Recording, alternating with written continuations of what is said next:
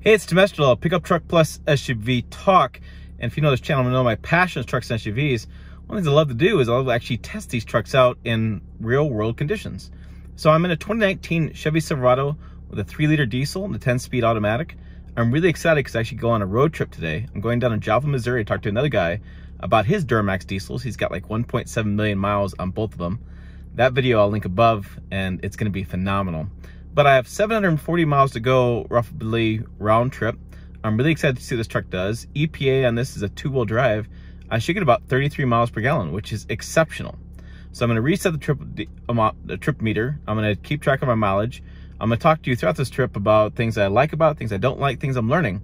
I've driven this truck a couple times at events, but I've never had it for a week. So I'm really excited to see what I think about it after driving the road trip, and then we're gonna take it to Denver later on this week before we fly out for a family vacation. So I'm gonna do some B-roll of the outside. I'll do some B-roll of the interior a little bit, kind of the engine. It's cold as hell outside, so no, I'm not talking outside on camera, but you can see the B-roll. This is a double cab. It's got the silver exterior, and it's got a nice, I like the styling along the sides. I got the lower damper tailgate on the back. I got tons of tie downs. I do have the plug-in in the back of the bed for the 120 outlet as well. Inside the cabin, like I said, it's a double cab. I have the bucket seats up front with the center console. This is part of a special package. I'll go through the special package information here in a little bit. And I have the smaller screen inside of here, or I guess the average size screen they have now. And plenty of storage. I mean, I like, so far the seat is very comfortable and it's really easy to drive. Driven a little bit around town. But yeah, so I'm gonna get on the road. I gotta get to Kansas City tonight and hit the hotel room. And tomorrow morning get to Joplin and then go back to Grand Island. I have a lot of road trip to go. So stay with me as I drive the truck around and give you some real impressions. We're gonna keep going on this road trip.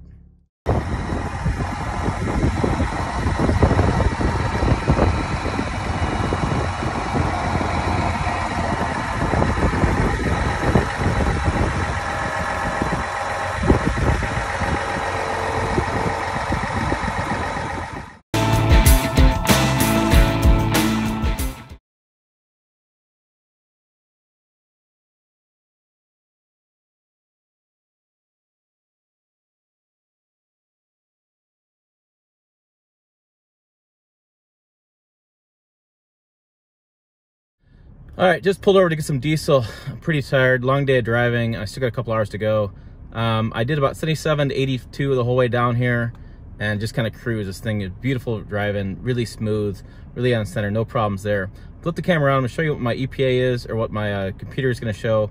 Next time I fuel up, I'm gonna do hand calculated so you can kind of get both differences, and we'll gonna keep on trucking here, get some gas and go potty, and or diesel and go potty, get the hotel, and I'll kind of get some food, all kind of stuff. Just kind of a pit stop. So let me show you what the computer says. Okay, this computer says, you can see my lights on. I had like 477, but this is, my distance is 505.8 miles, which is pretty damn good. I was really impressed by that. And about 28 miles per gallon is my average. So let's go ahead and fuel it up and see what we get to when we hand calculate this and on the way back.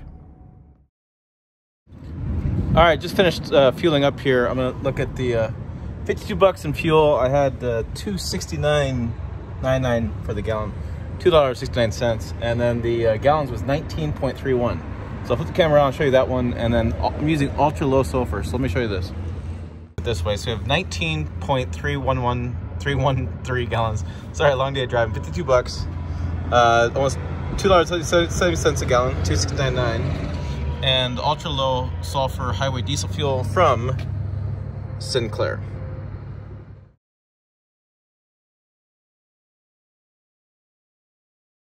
All right, stopped at another gas station. Time to put some more diesel in. I'm fuel low. I'll show you on the screen what the computer says and what the fuel is going to be. And it's another one of these, I'll talk about this in a minute, but it's one of those awkward gas stations where there's not a separate, where diesel's not together with the regular gas stations, so you're by the truckers, which is always a little weird to me, but it's part of owning a diesel truck. Okay, there is fuel level low, and it is saying we had 528.3 miles and 26 miles per gallon average. So let's go ahead and fill up and see how many gallons we put in, and then we'll do the math.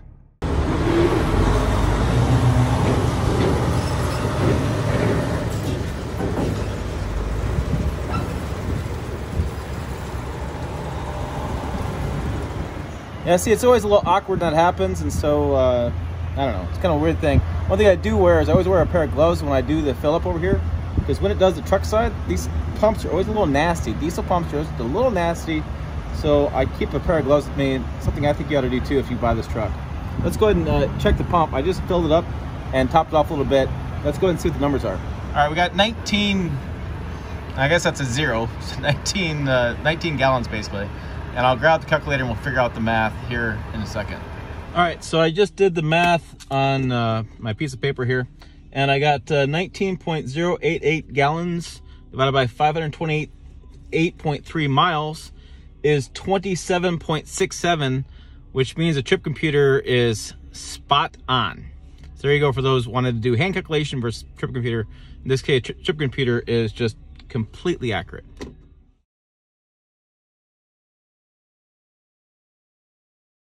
All right, I wanted to wrap up my road trip review on this truck. I'm driving it home. I'm in the home stretch, and I've been having this truck for 3 days now. I've been driving and putting a lot of miles on it. And I really wanted to wrap this up. And sorry if the camera's a little weird. I playing peekaboo with the sunlight, so I put it in a different spot this time. But you know, spending this much time in the truck is really valuable as a journalist, because you really get to evaluate the vehicle in ways that consumers can't always evaluate. I mean, you know, you don't always get 1,500 miles basically to try out a truck. And so I've learned several things about it, and I want to get back to one of the key themes in this video is the fuel economy. So right now I'm at 23.4 mile per gallon, and I'm still got maybe 100 miles or 60 miles to go to get home. And I know the comments immediately are going to be like, oh my gosh, you got 23 miles per gallon, you're supposed to get 33. You know, it's like, basically I'm getting city fuel economy right now, because it's 33, 23 city, 27 combined. And so the fuel economy isn't very good. However, I think there's three main reasons for that, and I don't think it's the truck's fault. I stay with me for a minute before you enter your comments in and destroy this truck. Is that there's three factors going on that you need to be aware of, and this is why we do a real world review. Is that number one, it's wintertime, and every morning I'm driving in freezing temperatures. I mean, below 30, and in the afternoons it warms up a little bit, but I'm really cold temperatures all day long. And you know, diesels always run a little bit better when they're warm, as per the chief engineer told me this. And so they always run a little bit better when they're warm, and I'm constantly putting this truck in a position where it's getting cooled off all the time, because the conditions are so cold. The other thing that I'm doing cruise control right now. The other thing that I think is interesting is that it also is driving into the wind. I mean, every day I'm driving into the wind. Right now I'm driving in a 12-mile-an-hour wind. When I went to Missouri, I was driving in a 5-7-mile-an-hour wind. And trucks are basically aerodynamic. They're bricks on wheels. And so driving into the wind, I'm going to get a lot more resistance because I sit up higher, and that's just the reality of a truck. The other thing I was going to make a point of is that, you know, I'm buying different fuel right now. So if you don't know about diesels, throughout the year there's different fuel. Right now I'm on winter blend is what I'm buying, and that's a lot different than a summer blend. And so a lot of people have found over the years winter blend doesn't give them the same fuel economy as a summer blend does. So that's a factor as well. And then, you know, the primary factor is, frankly, it's me. I'm the primary reason why I'm not getting good fuel economy, because I'm not staying off the accelerator. I'm having a good time driving it, and I really enjoy getting on and off the accelerator and speeding up and speeding down. And it's just because this powertrain with the 3-liter inline 6 and a 10-speed automatic is so smooth and it's so nice, it's hard to stay off of it, because there's no like lag for building up and passing. There's no slowing down when it gets higher speeds. I mean, it pushes right through those places where other engines would fall off, or you'd have to wait for it to build up a little bit, or you could see the drop off of the torque curve. This just keeps going. I mean, it just offline, you know, getting on the interstate, I mean, from the entrance ramp is so much fun that I'm the problem. I'm having too much fun with this truck. And so those are my three main reasons for the bad fuel economy. So before you comment below, I mean, that's really what's going on in my view, and when I'm looking at the fuel and what's changing. Because when I drove out in my back, I got like 27. Now I get like 23 riding into the wind, and so it's clearly there's some issues going on there. I also think that you know, there's more to this than fuel economy. Like this bumper sticker I saw, and I make sure I put that on the screen. When I was thinking about this stuff, was this bumper sticker I saw in Ogallala about the fuel economy, and so I thought it was a really good bumper sticker. But you know, and really, having driven this for a couple days, I can tell you that the power is ridiculously awesome, and it's a smooth driving truck.